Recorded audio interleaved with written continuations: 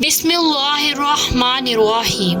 السلام علیکم ورحمۃ اللہ وبرکاتہ۔ رسول اللہ صلی اللہ علیہ وآلہ وسلم نے فرمایا، اللہ عز و جل فرماتا ہے، اللہ کے راستے میں جہاد کرنے والے کا ضامن میں ہوں۔ اگر میں اس کی روح قبض کروں تو اس کو جنت کا وارث بناؤں گا، اور اگر میں اسے اس کے گھر واپس بھیجوں تو اس کا اجر یا غنیمت اس کے ساتھ واپس بھیجوں گا۔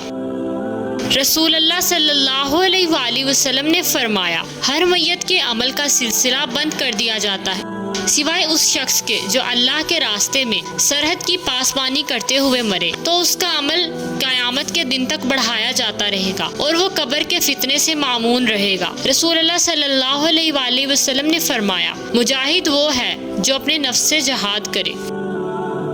رسول اکرم صلی اللہ علیہ وآلہ وسلم نے فرمایا، جو شخص جہاد کرتے وقت ایک دن کا روزہ رکھے، اللہ تعالیٰ اسے 70 سال کی مسافت تک جہنم سے دور کر دے گا۔